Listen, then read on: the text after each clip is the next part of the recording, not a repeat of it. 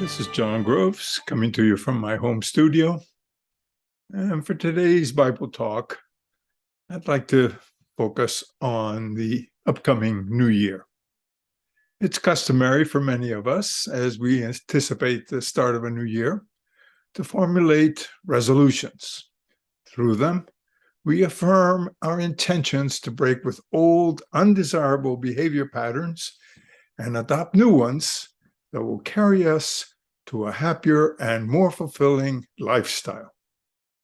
Somehow, many of us are unable to sustain our desired ambitions and all too often simply fall back on old patterns. Does the Bible speak to this issue? To be sure, there is no biblical text of which I am aware that talks specifically about resolutions formed or adopted for a coming new year. But we can be encouraged by texts such as Jeremiah 29, verse 11, which reads as follows: "For surely I know the plans I have made for you, says the Lord, plans for your welfare and not for harm, to give you a future with hope." This text was part of a letter the prophet Jeremiah wrote to the people of Judah who had been exiled to Babylonia after the fall of Jerusalem in BCE 58.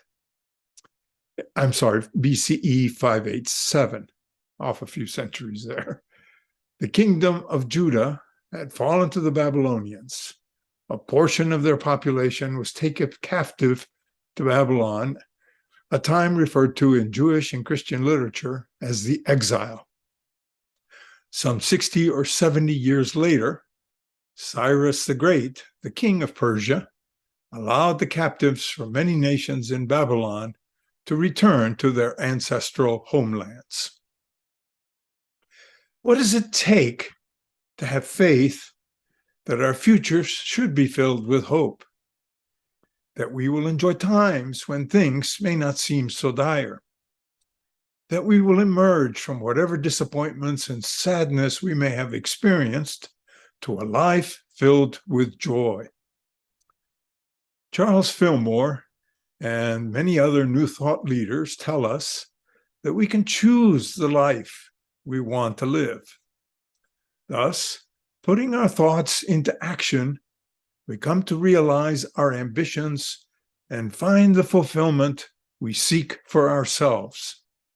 Perhaps what is needed is a comprehensive reordering of our priorities and the adoption of new behaviors which, when repeated sufficiently, establish new habits to help guide us. Consider the appropriateness of taking time now, as a new year comes into view, to adopt new thoughts and ideas which can be put into action to achieve our desired goals. This is John Groves signing off, wishing you the very best and happiest of New Year's. Until then.